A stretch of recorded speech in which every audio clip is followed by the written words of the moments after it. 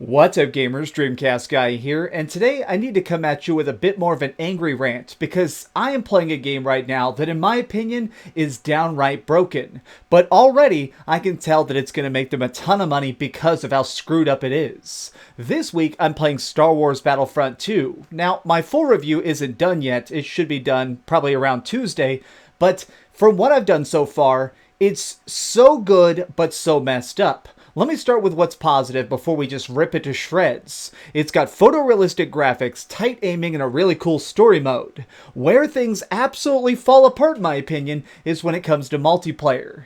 It is very, very pay to win. Now, the way it works is, when you go online, you choose what class you want to play, and they're extremely basic to start with. It's basically like a trooper, a heavy gunner, a sniper, those kind of people. That makes sense. Every shooter starts like that, from Call of Duty to Battlefield. That's normally how things begin, and as you level up, you get more ways to customize your different classes and the ways you play.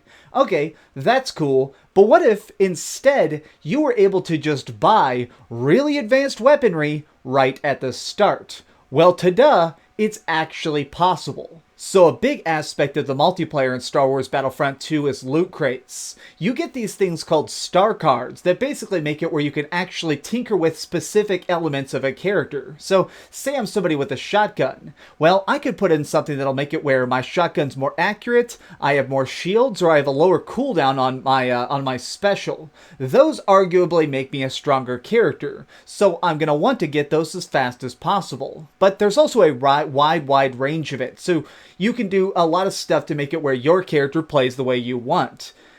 In the space battles, there's a thing where you can actually equip stuff that makes it where it's harder for people to get a lock on you and you turn at a better rate. So you're making it where your ship is stronger according to the loot crates you've gotten.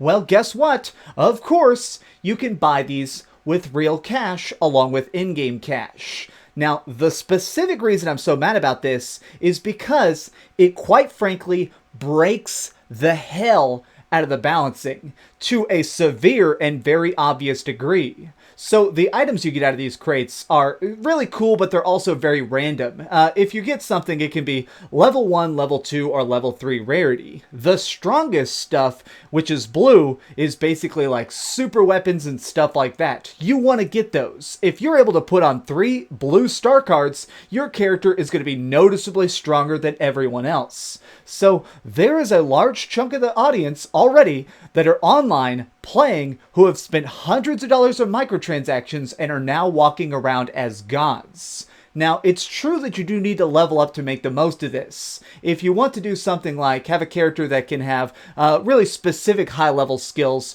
you need to get a lot of kills and level up naturally throughout the game.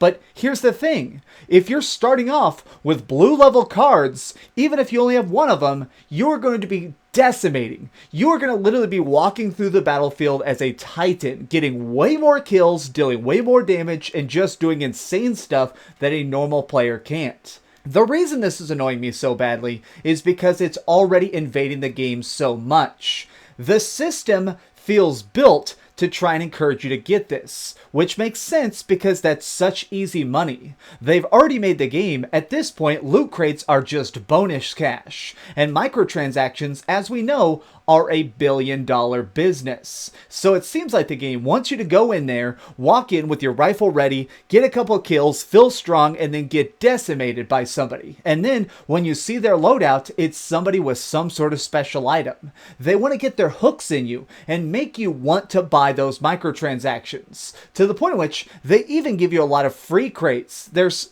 crates you can buy with your victory dollars, but then they'll also just give you some for logging in each day.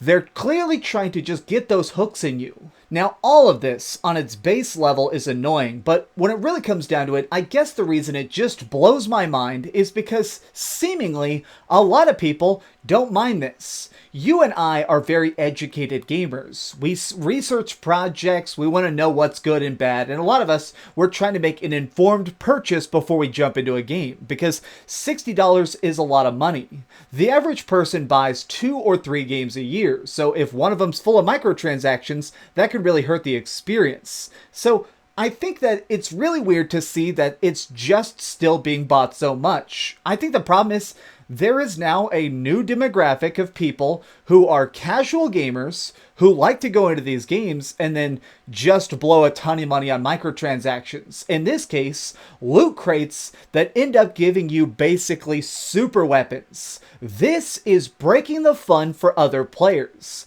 While it is true that there is a certain demographic that will also buy those microtransactions to try and keep the playing field level, I feel like these are such small audiences. Clearly, companies like Electronic Arts are aiming specifically for those audiences and nothing else. While the story in that game is so good and so interesting, at the same time, the main focus is very clearly building broken multiplayer. Something that is going to be supported like crazy. Now, the reason I think that this is absolutely annoying also is that this is very obviously the future. So many companies are on record now saying that going forward, they want to have this kind of multiplayer. It makes them so much money, and let's face it, it's a lot easier than making big games. Rockstar, a company we all love, has now stated that they're only going to make big microtransaction-filled games from now on. The reason why they're saying that is because, I don't know if you've ever read the reports, but Grand Theft Auto 5 is one of the highest-selling games ever. But it does have a weird downside. The fact that once it came out, they didn't come out with any DLC. Instead, they just kept coming out with content updates to Grand Theft Auto Online. The only way to get some of these faster cars and soup up your vehicles to compete in the races and stuff like that was to buy more money. Use your real-life cash to get fake cash so you can go extra fast. It's just ridiculous that this keeps working. It's almost devastating to somebody like me who grew up playing RPGs and going on giant, amazing adventures that sometimes lasted hundreds of hours and thinking that stuff like that may never exist again. Games like that cost a lot of money to make, and it's hard to monetize it. That's the reason even companies like Nintendo are really scrambling to create season passes. A lot of us played a lot of Zelda. I put, I think, 85 hours into Zelda, and almost all of that was just finding new content. Going down into shrines, collecting Korok seeds, defeating Ganon. But even then, they were constantly trying to pressure us to get a season pass that would bring about all sorts of extra DLC. We're just in an age now where everybody is trying to find new ways to milk the hell out of us. And the reason it just drives me crazy is because it works. Clearly, right now, there are people typing in a credit card number to buy more loot crates in Star Wars. Right now, this second, somebody is spending money to be stronger in a game that shouldn't have that ability.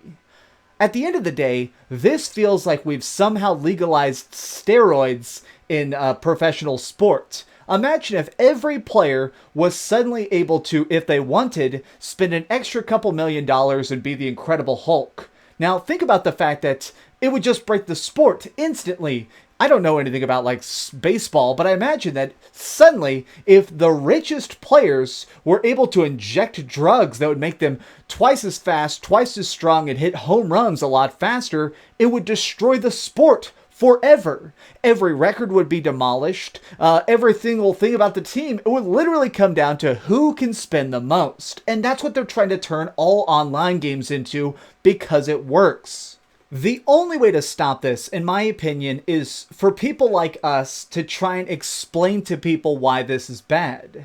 Now, the reason I really say that is because brand awareness, talking to people, does affect change. Fortnite is a game I reviewed earlier this year and I ripped it apart because, in my opinion, it was very broken pay to win at launch. You had to buy loot crates in order to get new weapons, and the only way to play was to get these weapons. Once they wore down and broke, it was unplayable. It was an extremely flawed system, the one I personally hated.